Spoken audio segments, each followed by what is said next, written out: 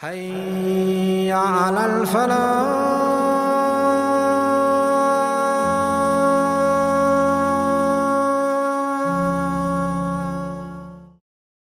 محترم سامعین کرام اور محترم ناظرین، السلام علیکم ورحمۃ اللہ وبرکاتہ۔ آج اللہ تبارک و تعالیٰ کے فضل و کرم سے خلفائے راشدین سیریز کا سلسلہ وار پروگرام جو منعقد ہو رہا ہے اس کا 21واں پروگرام ہونے جا رہا ہے، جس کا عنوان ہے جنگ نہروان، جو خوارج اور امیر المومنین حضرت علی بن ابی طالب رضی اللہ تعالیٰ عنہ کے درمیان ہوئی۔ حضرت علی رضی اللہ تعالیٰ عنہ، جیسا کہ ہم سب کو معلوم ہے کہ ایک نازک حالت میں ان کو خلیفہ منتخب کیا گیا تھا۔ اس سے پہلے حالات بہت ہی مشکلات سے بھرے ہوئے تھے۔ بہت سارے لوگ آ کر کے حضرت عثمان غنی رضی اللہ تعالیٰ عنہ کو شہید کر دیے تھے۔ اس کے بعد جو ہے ان کو خلیفہ چنا گیا، جس کی وجہ سے ان کے حالات جو ہے کنٹرول میں آنے میں کافی دقتیں ہوئیں۔ سب سے بڑی دقت یہ تھی کہ بہت بڑے بڑے صحابہ کرام جن کے بہت زیادہ اثر و رسوخ تھے وہ لوگ نیوٹرل ہو گئے تھے۔ دوسری طرف بہت سارے لوگ ایسے تھے جن پر شک ہوتا تھا کہ وہ قاتلین عثمان میں شامل ہیں، اب وہ بڑھ چڑھ کر کے جو ہے بیعت کر رہے تھے۔ اور تیسرا مسئلہ یہ ہوا تھا کہ ام المومنین حضرت عائشہ رضی اللہ تعالیٰ عنہ اور عشر مبشرہ میں سے دو پرسنالٹی، حضرت زبیر بن عوام اور حضرت طلحہ بن عبید اللہ رضی اللہ تعالیٰ عنہما، یہ لا اینڈ آرڈر کو ہاتھ میں لے کر کے خود سے قصاص عثمان کے لیے قدم آگے بڑھا دیے تھے، جس کی وجہ سے جو ہے جنگ جمل کی نوبت آئی، جس کے بارے میں 19ویں پروگرام میں تفصیل سے بات ہے۔ اس کے بعد ایک اور مشکل پیش آ گئی کہ امیر شام معاویہ بن ابی سفیان وہ اطاعت سے انکار کر دیے اور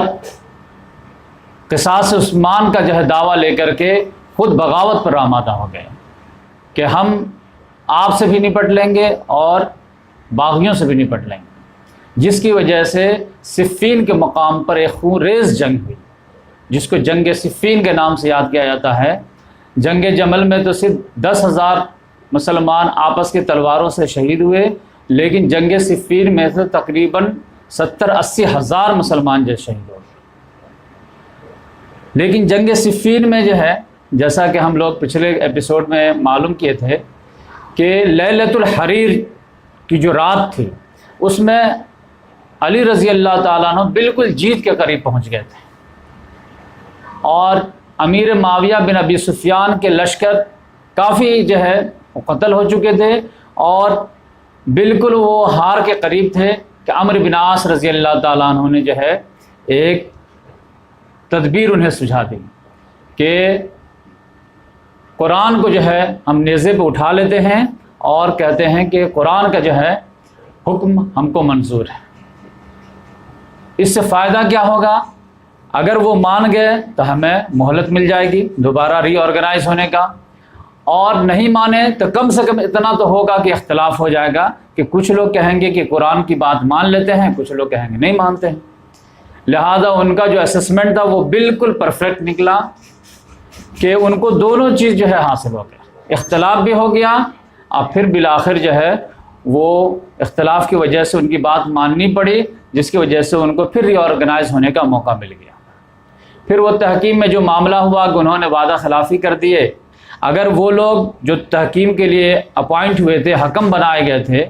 کہ ایک حکم ادھر سے اور ایک حکم ادھر سے، یعنی امیر معاویہ بن ابی سفیان کی طرف سے عمرو بن عاص رضی اللہ تعالیٰ عنہ اور علی رضی اللہ تعالیٰ عنہ کی طرف سے ابو موسیٰ اشعری رضی اللہ تعالیٰ عنہ، یہ دونوں اگر قرآن کے مطابق فیصلہ کر دیتے جیسا کہ ان کو کہا گیا تھا تو پھر خلافت اپنی جگہ آ جاتی۔ لیکن ان دونوں نے جو ہے جو کام دیا گیا تھا اس کو چھوڑ کر کے خلافتی کا مسئلہ جو ہے سولو کرنے لگے۔ اب وہ بھی صحیح سے نہیں نبھائے اور ایک دوسرے نے اختلاف کر دیا، جس کی وجہ سے معاملہ بھنگ ہو گیا۔ لیکن اس میں جو ہے علی رضی اللہ تعالیٰ عنہ کو 2 مشکلات آ گئی۔ جنگ جمل میں بھی جو ایک مشکلات ساتھیوں کی طرف سے آ گئے تھے، لیکن اس معاملے کو اس وقت تھوڑا سا دبا دیا گیا تھا۔ وہ معاملہ کیا تھا کہ جب جنگ جمل میں علی رضی اللہ تعالیٰ عنہ کی فوج کو جو ہے کامیابی ملی اور سامنے والی فوج جو ہے شکست سے دوچار ہوئی، تو پھر لوگوں نے مطالبہ کیا کہ اب ہمیں مال غنیمت چاہیے، اور جیسا کہ ہوتا ہے کہ جنگ میں جو جیتا اس کو ملتا ہے، لیکن علی رضی اللہ تعالیٰ نے کہا کہ مال غنیمت میں کچھ بھی نہیں ملے گا، اور بصرہ کی مسجد میں جا کر کے سارے مال کو رکھ دیے اور بصرہ والوں کو اعلان کر دیے کہ جو چاہے آئے اپنا سامان پہچانے اور لے کے چلا جائے۔ تو اس وقت بھی جو ہے دبے انداز میں لوگ پروٹیسٹ کیے۔ بات سمجھ میں نہیں ہے کہ اگر جو ہے حق و باطل کی جنگ تھی تو حق کی جیت ہوئی ہے تو قرآن کے حساب سے جو ہے مال غنیمت فوج میں تقسیم ہونی چاہیے، لیکن ان لوگوں نے تھوڑا سا دبے انداز میں پروٹیسٹ کر کے رہ گیا۔ لیکن یہاں پر 2 مطالبات ان کے اور شدید ہو گئے۔ ایک مطالبہ یہ تھا ان کا کہ حکم بنانا ہی غلط ہے، اور اس میں بالکل وہ تقریباً پرفیکٹ بھی تھے، بات ان کی دمدار تھی۔ ان کا کہنا یہ تھا کہ جب آپ جانتے ہیں کہ قرآن میں آیا ہے سورہ حجرات میں کہ اگر مسلمانوں میں سے کوئی گروپ باغی ہو جائے تو سارے مسلمان کا فرض ہے کہ اس باغی گروپ کے خلاف قتال کرے، اور اگر وہ راضی ہو جائے تب تو کوئی بات نہیں ہے، لیکن اگر وہ بغاوت پر اگر مصر رہے تو پھر اس کے ساتھ قتال جاری رکھے یہاں تک کہ اس کو مجبور کر دیا جائے۔ تو اب یہاں پر یہ ہے کہ آپ خلیفہ راشد ہیں، ہم لوگوں نے آپ کے ہاتھ پہ بیعت کیے ہے، پوری امت مسلمہ یونائٹ ہے، ہر لحاظ سے آپ ہی اس کے لائق ہیں، ووٹنگ کی بھی ضرورت نہیں ہے کیونکہ عثمان غنی رضی اللہ تعالیٰ عنہ کے ٹائم میں ووٹنگ ہو چکی تھی اور سب لوگ جو ہے آپ کو نمبر 2 مانے تھے، تو لہذا جو ہے آپ ہر لحاظ سے خلیفہ برحق ہیں۔ اب ایک گورنر اگر نہیں مان رہا تو اس کا مطلب ہے کہ وہ بغاوت پہ آمادہ ہے، تو اس کے لیے قرآن حدیث میں جو ہے بالکل اصول معلوم ہے کہ باغی گروپ کے ساتھ کیا کرنا ہے، اسی کے تحت جو ہے اس آیت کے تحت ہم لوگ آپ کے ساتھ آئے تھے اور آپ بھی اسی کی وجہ سے ایکشن لے رہے ہیں۔ اب جو ہے جب وہ باغی گروپ ہے تو پھر آپ صلح کی درخواست کیوں قبول؟ باغی گروپ کے بارے میں تو کلیئر کٹ ہے چیزیں، تو لہذا یہ آپ کا جو ہے قرآن کے خلاف خود جانا ہو جا رہا، تو یہ جو ہے اسٹرانگ پوائنٹ تھا۔ اس کے بھی علی رضی اللہ تعالیٰ نے دلائل دیے کہ دیکھو جہاں پر قرآن کی یہ آیت ہے کہ باغی گروپ کے ساتھ قتال کرنا ہے، وہیں جو ہے قرآن میں یہ بھی آیت ہے کہ اگر سامنے والے جو ہے اگر صلح کی درخواست کرے تو قبول بھی کرنی ہے، تو سامنے کی طرف سے جو ہے درخواست آئی ہے تو میں اس کو قبول کر رہا ہوں، میرے طرف سے جو صلح کا آفر نہیں ہے، لیکن صلح کے جو ہے آفر اگر آئے تو اس کے بارے میں قرآن میں ہے کہ وَإِن جَنَحُوا لِلسَّلْمِ فَاجْنَحْ لَهَا، اگر صلح کا آفر جو ہے کوئی پیشکش کرے تو اس کو قبول کرنی ہے، تو ہمارے سامنے یہ آیت پیش ہے۔ پھر ایک تیسرا معاملہ آ گیا کہ ٹھیک ہے چلیے، لیکن ایک تیسرا معاملہ آیا جب صلح نامہ کو جو ہے تحریری شکل دے رہے تھے تو اس میں یہ تھا کہ یہ جو ہے تحریر دی جا رہی ہے 2 فریقوں کے درمیان، امیر المومنین علی بن ابی طالب اور امیر معاویہ یا والی شام کے درمیان۔ تو امیر معاویہ نے وہاں پہ جو ہے رضی اللہ تعالیٰ عنہ نے جو ہے وہاں پہ آبجیکشن لیا کہ ہم تو آپ کو امیر المومنین مانتے ہی نہیں ہیں، ہم نے کب آپ کے ہاتھ پہ بیعت کی، لڑائی تو اسی بات کی ہے، لہذا امیر المومنین کا نام ہٹائیے، یعنی صرف لکھیے علی بن ابی طالب اور معاویہ بن ابی سفیان۔ تو اب اس میں جو ہے تو علی رضی اللہ تعالیٰ نے کہا کہ ٹھیک ہے اس کو جو ہے ہٹا دو امیر المومنین کو اور یہاں سے جو ہے علی بن ابی طالب لکھ دو۔ اس کو بھی ایشو بناتے ہیں لوگوں نے، انہوں نے کہا کہ آپ اگر امیر المومنین نہیں ہیں تو کیا امیر الکافرین ہیں؟ آپ تو امیر تو ہیں نا، تو آپ کس کے امیر ہیں؟ منافقوں کا امیر ہیں، کافروں کا امیر ہے یا مومنوں کا امیر ہے؟ پھر ہم لوگ کو کیا سمجھتے ہیں؟ تو یہ ایک شوشہ جو ہے تیسرا آ گیا تھا۔ تو اب یہ تینوں جو ہے یہ تینوں شوشہ ہو کر کے جو ہے علی رضی اللہ تعالیٰ نے بولے کہ نہیں چلو اب جو ہو گیا ہے فیصلہ اس کو قائم رکھتے ہیں، اور پھر سب لوگ جو کوفہ آ گئے۔ کوفہ آنے کے بعد یہ لوگ دومت الجندل میں بیٹھے اور جو واقعہ پیش آیا وہ آپ لوگوں کے سامنے ہے۔ تو اس لحاظ سے جو ہے علی رضی اللہ تعالیٰ عنہ کے کیمپ میں جو ہے اختلافات کافی اسٹرانگ طریقے سے رونما ہونے لگے، اور جو ایکسٹریمسٹ لوگ تھے یعنی سخت مزاج کے لوگ اس کو کافی سیریس پکڑ لیے، کیونکہ ابھی آگے چل کے بات سمجھ میں آئے گی آپ کو کہ جب یہ پورا دومت الجندل والا معاملہ ہو گیا، پھر علی رضی اللہ تعالیٰ عنہ 400 لوگوں کو لے کر کے پھر کوفہ آ گئے، امیر معاویہ شام دمشق چلے گئے، تو پھر امیر معاویہ رضی اللہ تعالیٰ عنہ لوگوں میں تقریر کیے کہ لوگوں جنگ کے لیے تیار ہو جاؤ، جن صاحبان کو ہم لوگوں نے حکم بنائے تھے کہ قرآن کے مطابق فیصلہ کریں گے کہ کون حق پہ ہے کون باطل پہ ہے، انہوں نے قرآن ہی کو پس پوچھ ڈال دیا، قرآن ہی کو نظر انداز کر دیا، تو لہذا جیسے پھر وہ احکام تھے ویسے ہی احکام یعنی جنگ کریں گے۔ اور میں تو پہلے ہی کہتا تھا کہ جنگ کو فنش کرو، اور تم ہی لوگ مجبور کیے تھے کہ صلح کر لیجئے، لہذا میں بادل نخاصہ قبول کر لیا تھا، ورنہ یہ ہے کہ وہ قبول کرنا ناجائز نہیں تھا لیکن اسٹریٹجیکل صحیح نہیں تھا۔ تو اب یہ کہ پھر سے دوبارہ آرگنائز ہوتے ہیں، ہمارے پاس الحمدللہ فوج کافی ہے، 50,000 سے زیادہ ہے، ان کی فوج جو ہے زیادہ شہید نہیں ہوئی تھی، مشکل سے جو ہے 90,000 میں 20-25 ہزار ہوئی تھی، سامنے والے زیادہ مرے تھے، تو وہ ایسے ہی کمزور ہیں، تو اب اتنے دنوں میں کتنا جو ہے آرگنائز ہو جائیں گے، لہذا چلو اور جو ہے وہ پھر سے مقابلہ کرتے ہیں۔ لیکن یہ جو 3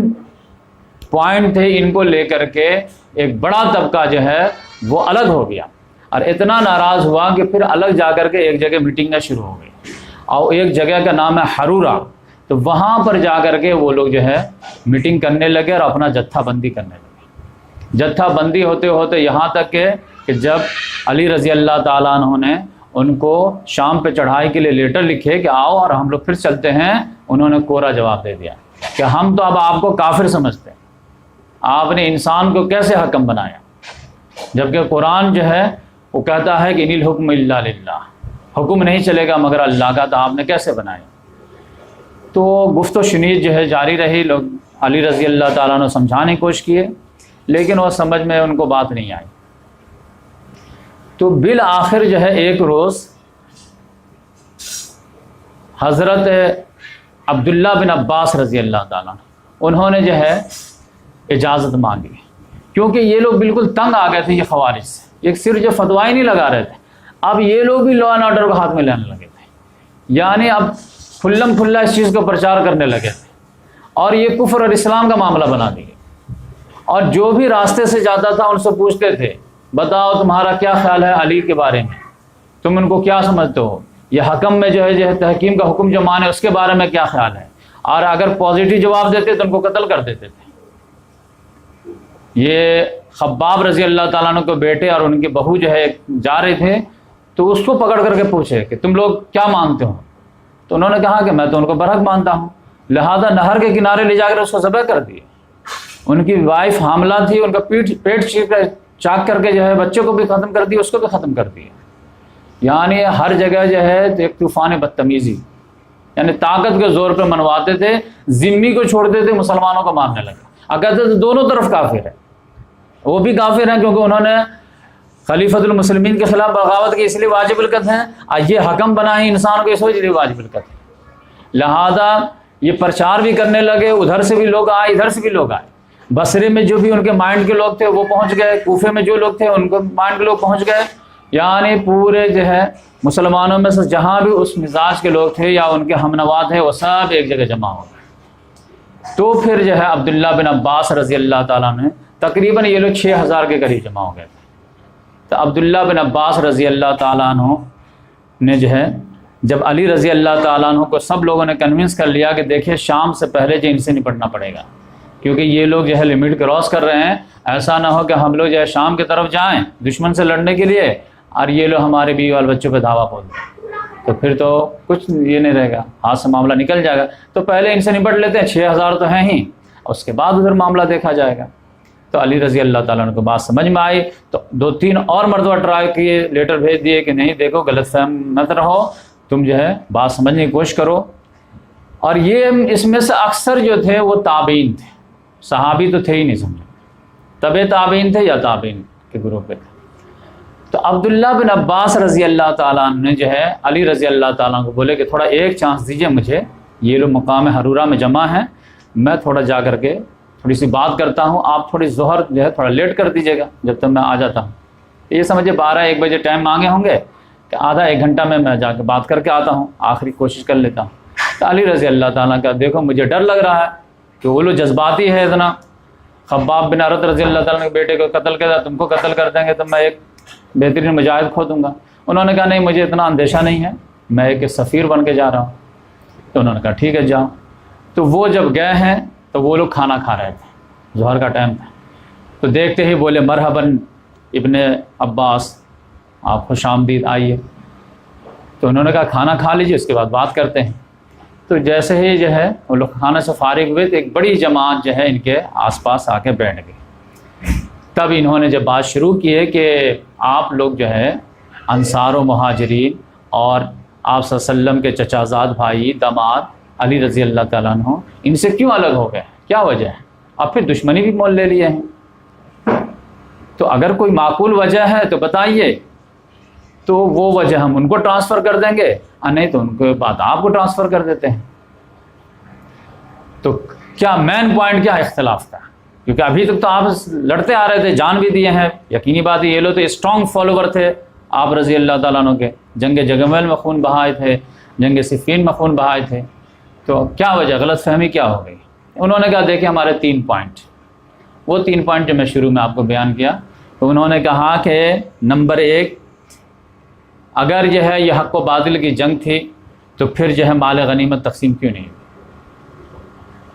اگر مسلمان سے جنگ تھی تو مسلمان سے جنگ جائز ہی نہیں ہے.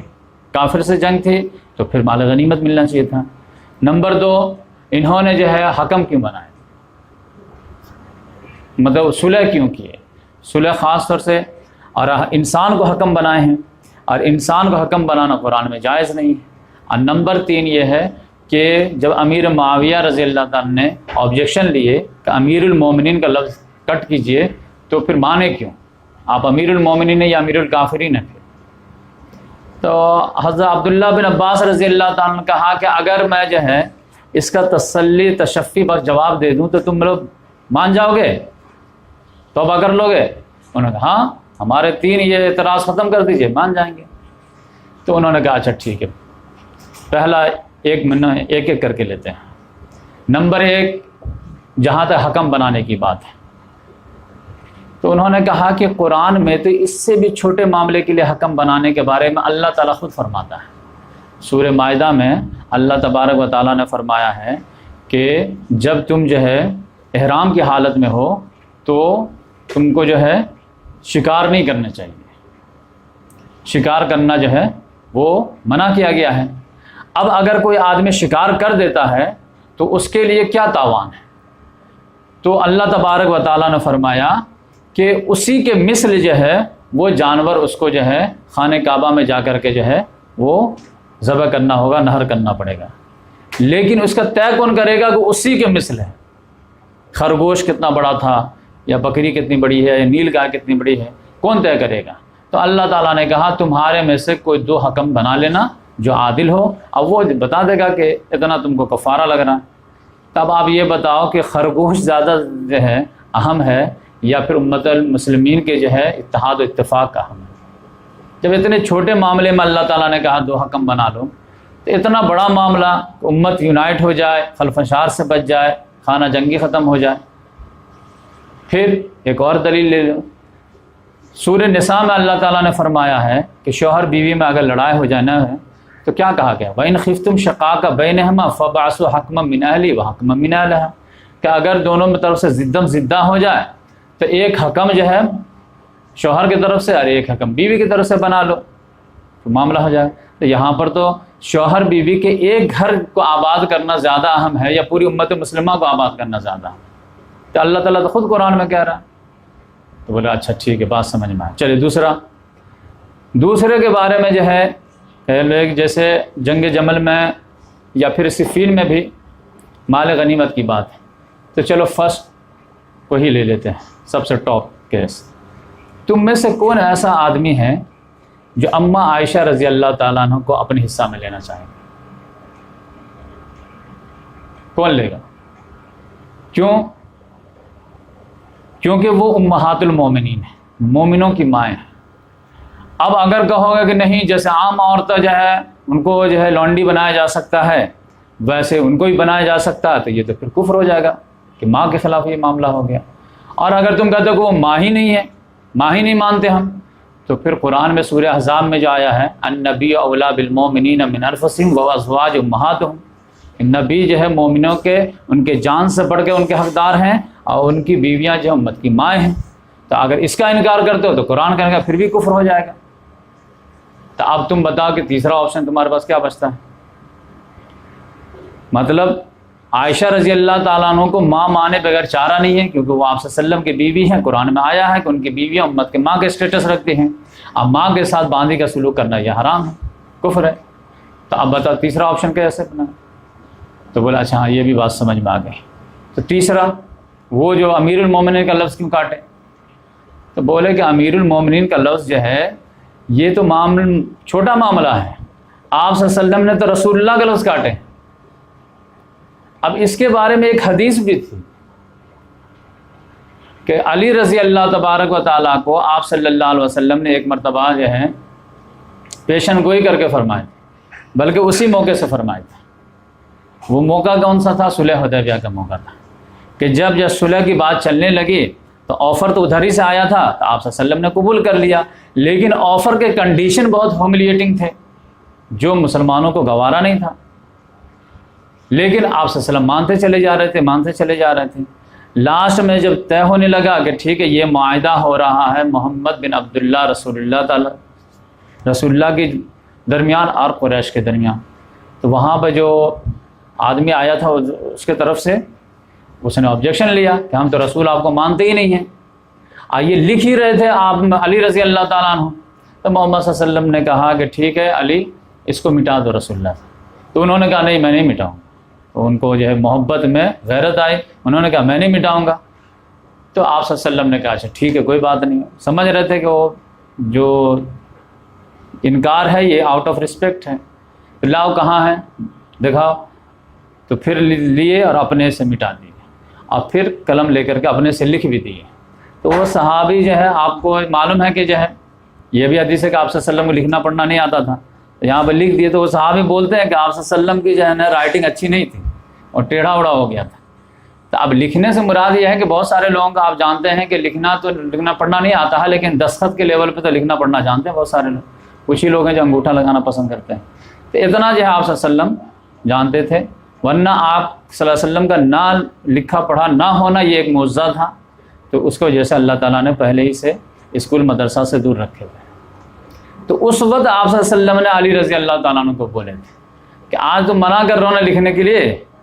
کل تم یہی سیم سیناریو فیس کرو گے،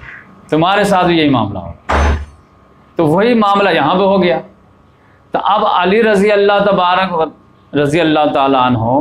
وہ تو امیر المومنین کو مٹائے تھے، آپ صلی اللہ علیہ وسلم تو رسول اللہ کو مٹائے تھے۔ تو اس لحاظ سے جو ہے علی رضی اللہ تعالیٰ عنہ نے اگر محمد صلی اللہ علیہ وسلم کو سنت پہ عمل کیے تو کیا فرق پڑتا ہے؟ اور علی رضی اللہ تعالیٰ عنہ کو جب جو ہے کہا گیا کہ مٹائیے اس کو، تو انہوں نے وہ بات بولے کہ رسول اللہ صلی اللہ علیہ وسلم ان کے آبا و اجداد نے جو ہے رسول اللہ صلی اللہ علیہ وسلم سے رسول اللہ کے لفظ مٹوائے، اور یہ لوگ ہم سے جو ہے یہ مٹوا رہے ہیں۔ تو اس لحاظ سے یہ تینوں اشکال دور ہو گئے۔ تو اس میں سے اکثر لوگ جو ہے بات سمجھ گیا، توبہ کر کے واپس آ گئے۔ 6000 میں سے 2000 لوگ توبہ کیے، تو پھر 4000 لوگ، لیکن ہر معاملے میں ہر جمعیت میں تو ہر دھرم لوگ رہتے ہیں۔ تو پھر جو ہے آخری وارننگ بھی علی رضی اللہ تعالیٰ عنہ دیے، اور پھر ابو ایوب انصاری رضی اللہ تعالیٰ عنہ کو ایک اور جھنڈا دے دیے سفید والا، کہ آپ جائیے ایک کونے میں کھڑے ہو جائیے، اور پھر بھی آپ بھی آواز لگائیے کہ ابھی بھی جنگ کے درمیان میں بھی اگر کوئی آنا چاہے تو آ سکتا ہے، ہمارے جھنڈے میں جو آ جائے گا وہ محفوظ رہے گا، بلکہ کوئی یہاں سے میدان چھوڑ کر کے کوفہ چلا جائے اگر ایگو ہٹوتا تو اس کو بھی معاف کر دیں گے، بلکہ کوئی آدمی جو ہے مدائن چلا جائے مطلب اس کو بھی معاف کر دیں گے۔ لیکن 4000 کے قریب جو ہے لوگ وہاں پر نہروان کے جو ہے، یہ سمجھے کہ آج کا جو بغداد ہے، بغداد تو بعد میں بسایا گیا ہے، نہروان جو ہے وہ دجلہ کے مشرق میں ہے، تو وہاں پر یہ لوگ جمع ہو گئے تھے۔ تو علی رضی اللہ تعالیٰ عنہ کو فوج لے کے جانے پڑے، اور پھر اس کے بعد جن سے مقابلہ ہوا تو تقریباً جو ہے علی رضی اللہ تعالیٰ عنہ کو مشکل سے جو ہے 7-8 لوگ شہید ہوئے، بقیہ پورے جو ہے یہ سمجھے کہ 4000 میں 2800 اس کے مارے گئے اور 1200 لوگ پھر بعد میں یہ جھنڈا ونڈا کے نیچے آ کر کے جان بچا لی. تو اس طرح یہ رزلٹ نکلا. اس میں آپ صلی اللہ علیہ وسلم نے ایک اور پیشن گوئی کیے تھے، بلکہ اس سے پہلے ایک حدیث میں سنا دیتا ہوں جو علی رضی اللہ تعالیٰ عنہ کے جنگ پہ سپورٹ کرے گی. وہ حدیث یہ ہے کہ آپ صلی اللہ علیہ وسلم نے، مسلم شریف کی حدیث ہے کہ آپ صلی اللہ علیہ وسلم نے فرمایا کہ میرے بعد فتنہ بہت زیادہ ہوگا، اور اس فتنہ میں پھر کیا ہوگا کہ مسلمانوں کے 2 گروہ ہو جائیں گے، اور اس 2 گروہ میں جب آپس میں قتال ہوں گے تو پھر اس میں سے ایک تیسرا گروہ نکل جائے گا، تو اس تیسرے گروہ سے جو قتال کرے گا وہ حق پہ ہوگا. تو اب آپ دیکھ لیجیے آپ. تو اب یہ جنگ جمل تو یہ سمجھے کہ ایک جو ہے ایکسیڈنٹل معاملہ تھا. یہ اونلی جو ہے لا اینڈ آرڈر کو ہاتھ میں لے لیے کہ ٹھیک ہے آپ سے نہیں ہو پاتا تو ہم ہی لے کے دکھا دیتے ہیں. لہٰذا یہ ایکسیڈنٹل معاملہ تھا، لہٰذا وہ لوگ بھی جو ہے مین جو تھے سردار لوگ تو پیچھے ہی آ گئے تھے، اور عائشہ رضی اللہ تعالیٰ عنہ کو بھی زندگی بھر بات سمجھ میں آ گئی کہ مجھ سے غلطی ہو گئی. اصل معاملہ جو یہ فریق بنے ہیں یہ شام کے لوگ اور عراق کے لوگ. تو اس میں 2 فریق ہو گئے، 2 گروہ بن گئے. اب 2 گروہ میں پھر ایک تیسرا گروہ نکلا، ان سے جو قتال کرے گا وہ امت کا سب سے بہترین فرد ہوگا اور وہ حق پر ہوگا، اقرب الی الحق. یہ قرآن کا اسٹائل ہے، اقرب الی الحق سے مراد یہ نہیں کہ دوسرا بھی حق پہ ہے. یہ قرآن کا اسٹائل ہے کہ آپ 2 معاملے میں ایک حق پہ ہے تو دوسرا باطل پہ ہے. یہ منافقین کے بارے میں بھی آئے. تو اس لحاظ سے جو ہے یہاں پر بھی یہ حدیث سے ثابت ہو گیا کہ علی رضی اللہ تعالیٰ عنہ کی جنگ جو تھی یہ خوارج کے خلاف یہ حق پہ. کیونکہ کبھی کبھی کیا ہے کہ کنفیوژن ہو جاتا کہ بھائی یہ بھی غلط، یہ بھی غلط، یہ بھی غلط، آپ ہی حق پہ ہیں. یہ ہو سکتا تھا کہ جنگ جمل والے بھی غلط، صفین والے بھی غلط، نہروان والے بھی غلط، آپ ہی حق پہ ہیں. تو ڈاؤٹ کسی کو بھی آ سکتا تھا. تو آپ صلی اللہ علیہ وسلم نے پہلے ہی سے یہ بتا دیے کہ جنگ جمل میں بھی کتا بھونکنے کی حدیث تھی، اس صفین میں بھی عمار بن یاسر رضی اللہ تعالیٰ عنہ کی پرسنالٹی تھی، اور یہاں پر بھی یہ تھی کہ 2 گروہ میں سے پھر تیسرا جو نکلے گا وہی ہوگا. تو اس میں ایک اور حدیث میں جو ہے جو ان کے حق پہ دلالت کرتی ہے وہ یہ ہے کہ ایک مرتبہ جنگ حنین کا جو ہے مال غنیمت آپ صلی اللہ علیہ وسلم تقسیم کر رہے تھے. تو اس میں یقینی بات ہے کہ جانتے ہیں کہ ابو سفیان وغیرہ کو بہت دیے تھے، جو نئے نئے مسلمان ہوئے تھے ان کو بہت زیادہ نوازے تھے. تو اسی میں سے ایک تھا عبداللہ بن ذوالخویسرہ، یہ بلکہ نام لکھ دیتا ہوں، عبداللہ بن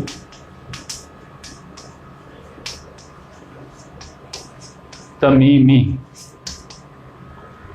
یہ آدمی آیا اور گستاخی کر دیا. اس نے کہا کہ اعدل یا محمد، انصاف کیجئے. تو آپ صلی اللہ علیہ وسلم نے فرمایا کہ علم عادل فمن یعدل، اگر میں انصاف نہیں کروں گا تو اور کون انصاف کرے گا. تھوڑا غصہ ہو گئے تو عمر رضی اللہ تعالیٰ وہیں پہ تھے کہ یا رسول اللہ مجھے اجازت دیجیے میں اس گستاخ کی گردن اڑا دوں. آپ صلی اللہ علیہ وسلم نے فرمایا کہ جانے دو، لیکن آپ صلی اللہ علیہ وسلم نے ایک پیشن گوئی کر دیا کہ یہ تو کچھ نہیں ہے، اس کے کچھ ساتھی ہوں گے جو مطلب مستقبل کی بات کہ وہ تو اسلام سے ایسے نکل جائیں گے جیسے تیر کمان سے نکل جاتا ہے، یا پھر تیر جو کسی جانور کے اندر سے نکل جاتا ہے کہ اس کے اگلے حصے کو دیکھو تو ادھر بھی کوئی نشان نہیں، بیچ کے حصے کو دیکھو تو بھی نشان نہیں، لاسٹ کے حصے کو دیکھو تو پھر بھی نشان نہیں، اور جانور کے خون اور گوبر کے اندر سے نکل کے آر پار ہو جاتا ہے. کبھی کبھی خرگوش ہے اس میں مارے کچھ نہیں لگا. تو ویسے یہ لوگ جو بالکل دین سے نکل جائیں گے، یعنی تم کو ظاہر لگے گا ہی نہیں کہ یہ لوگ کافر ہیں، دین سے خارج ہو گئے، لیکن ہو گئے ہوں گے. ان کے نماز روزے کو دیکھ کر کے تم اپنے نماز روزے کا حیث سمجھو گے. تم کو لگے گا کہ یہ لوگ ولی اللہ ہیں اور ہم لوگ تو کچھ نہیں، جنگ و جدال میں مصروف. اتنے نہیں، لمبی لمبی نمازیں ہوں گی ان کی، داڑھ لباس لمبے لمبے ان کے جو ہے دم سر چھلائے رہتے تھے یہ لوگ، کرتا جو ہے دم لمبا پہنتے تھے. تو اس لحاظ سے جو ہے ان کے نماز روزوں کو دیکھ کر کے تو تم اپنا نماز روزہ جو ہے ہیچ نظر آئے. لیکن اس میں سے علامت کے طور پہ بتا دیتا ہوں کہ یہ جو جماعت جب نکلے گی تو اس میں ایک آدمی ہوگا جس کا بازو کٹا ہوگا. اب بازو جو ہے اس کا کٹا ہوگا اور اس کا بازو کا جو پھر اینڈنگ حصہ ہوگا وہ عورت کے پستان کے مانند ہوگا، بالکل شیپ وغیرہ جو ہے گوشت کا لوتھڑا ٹائپ کا ویسے ہی ہوگا. تو جب تم دیکھ لینا جب یہ ہوگا تو پھر جو ہے بات سمجھ میں آ جائے گی کہ جو ہے آپ صلی اللہ علیہ وسلم نے حق کی دلالت کیا دی ہے۔ تو اس حدیث کے راوی ہیں، مسلم شریف کی حدیث ہے، اس حدیث کے راوی ہیں ابو سعید خدری رضی اللہ تعالیٰ۔ انہوں نے پورے بیان کرنے کے بعد میں بیان کر رہے تھے کہ بولے کہ قسم ہے اللہ کی کہ میں یہ حدیث سننے کے وقت بھی موجود تھا جو میں آپ صلی اللہ علیہ وسلم سے خود سے سنا ہوں، اور جب ان سے جنگ ہوئی ہے جن کے بارے میں آپ صلی اللہ علیہ وسلم نے پیشن گوئی کی تو اس جنگ میں بھی میں علی رضی اللہ تعالیٰ عنہ کے ساتھ تھا۔ اور پھر حسن اتفاق یہ تھا کہ اس آدمی کی جب لاش لائی گئی تو اس لاش کو دیکھنے کے بعد جو ساری علامتیں ظاہر ہو رہی تھی جو آپ صلی اللہ علیہ وسلم نے بتائی تھی اس وقت بھی میں موجود تھا، کیونکہ علی رضی اللہ تعالیٰ عنہ نے جب بہت مشکل سے اس لاش کو کھجوایا، بولے کہ نہیں وہ آدمی ملنا چاہیے ہم کو، ایک آدمی ہوگا جس کے بعد، اب وہ لاشوں کے ڈھیر کے اندر پڑا ہوا تھا، لیکن بولے نہیں وہ ملنا چاہیے مجھے، کیونکہ وہ ہمارے جو ہے حق کے جو ہے دلائل ہیں۔ تو لاشوں کو الٹ پلٹ کے بہت زیادہ کہے نہیں کھوجو وہ ہوگا، آپ صلی اللہ علیہ وسلم بول دیے تو وہ غلط نہیں ہو سکتا۔ کھوجتے کھوجتے جو ہے ایک گڈھے میں وہ گرا ہوا تھا، اس کو نکالا گیا تو واقعی میں اس کا بازو کٹا تھا، اس کو پستان کے معنی نہیں تھا۔ یہ مسلم شریف کی حدیث ہے۔ ابو سعید خدری رضی اللہ تعالیٰ عنہ جو ہے اس حدیث کو یہ جو دلیل بناتے تھے۔ اب پھر بولے کہ یہی عبداللہ بن ذوالخویسرہ تمیمی ہے، اسی کے بارے میں سورہ توبہ کی وہ آیت ہے جس میں کہا گیا ہے کہ وَمِنْهُمْ مَنْ يَلْمِزُكَ فِي الصَّدَقَاتِ، انہی میں سے کچھ لوگ ایسے ہیں جو آپ کو صدقات کے بارے میں تانا مارتے ہیں۔ وہ تانا جو تھا وہ یہی تھا کہ آپ عدل کیجئے۔ آپ صلی اللہ علیہ وسلم نے فرمایا کہ میں عدل نہیں کروں گا تو کون کرے گا؟ تو اس لحاظ سے جو ہے یہ 3 جنگ جو ہے ہو گئے، جنگ جمل، جنگ صفین، جنگ نہروان۔ یعنی علی رضی اللہ تعالیٰ عنہ 35 ہجری کے لاسٹ میں جو خلیفہ بنے ہیں، کیونکہ 18 ذی الحجہ کو جو ہے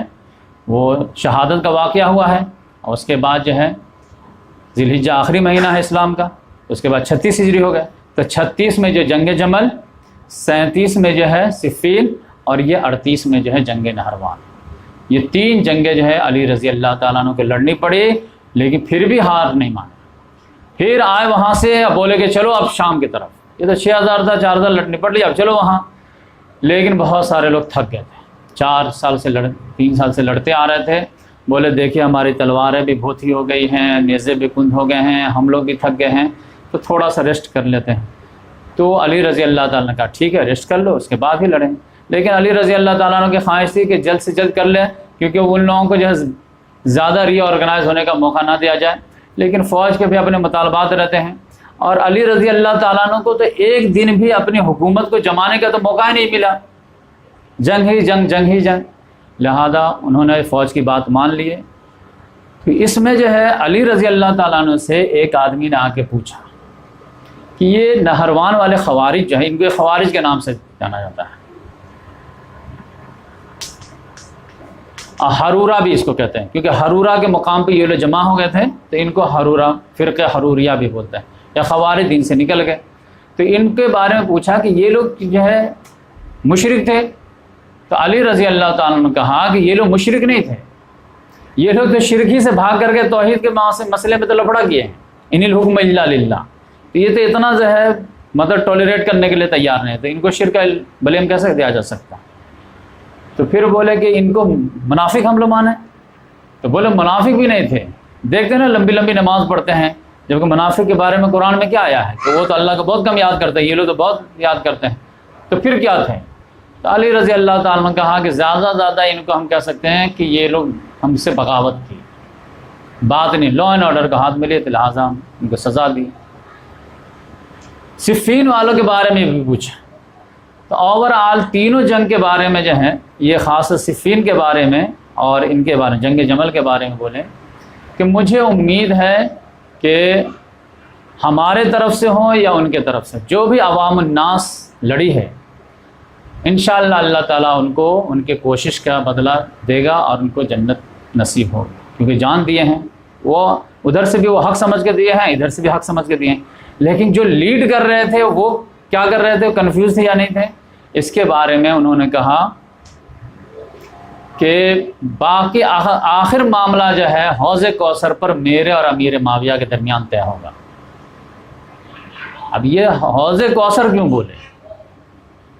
حشر کے میدان کیوں نہیں بولے؟ کیونکہ آپ صلی اللہ علیہ وسلم نے اس کے بارے میں ایک اور حدیث بیان فرمائی وہ حدیث کیا تھی کہ آپ صلی اللہ علیہ وسلم نے فرمایا کہ میں تم سے پہلے پہنچ جاؤں گا حوض کوثر پر، اب میرے سامنے میرے اصحاب آئیں گے تو آتے میں استقبال کے طور پر کہوں گا اصحابی اصحابی، میرے صحابہ آئے میرے صحابہ آئے۔ یقینی بات ہے ان کی بھی قربانی، انہی کو جیسے دین غالب ہوا تھا۔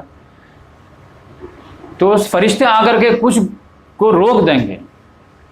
اور حجاب ڈال دیں گے، نہیں یہ آپ کا صحابی نہیں ہے، تو میں کہوں گا نہیں اصحابی اصحابی، یہ میرے صحابہ ہیں، میرے ساتھ رہے ہیں۔ تو فرشتے کہیں گے نہیں آپ کو نہیں معلوم ہے، آپ کے بعد ان لوگوں نے دین کو بدل دیا تھا، دین میں نئی نئی ایجادیں کر دی تھی۔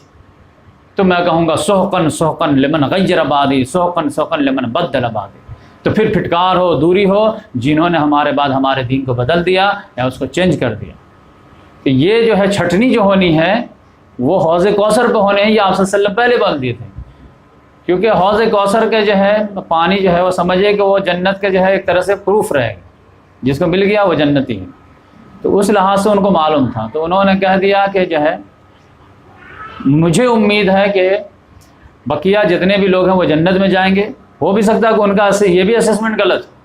کیونکہ ان کا اپنا اسسمنٹ ہے، بقیہ اللہ تعالیٰ جانتا ہے کہ کیا ہوگا۔ بقیہ ان کا یہ کہنا تھا کہ بقیہ فیصلہ جو ہے حوض کوثر پر جو ہے امیر اور امیر معاویہ کے درمیان ہوگا۔ اور صفین میں تو وہ قنوت نازلہ فجر میں پڑھا کرتے تھے کہ اللہ تعالیٰ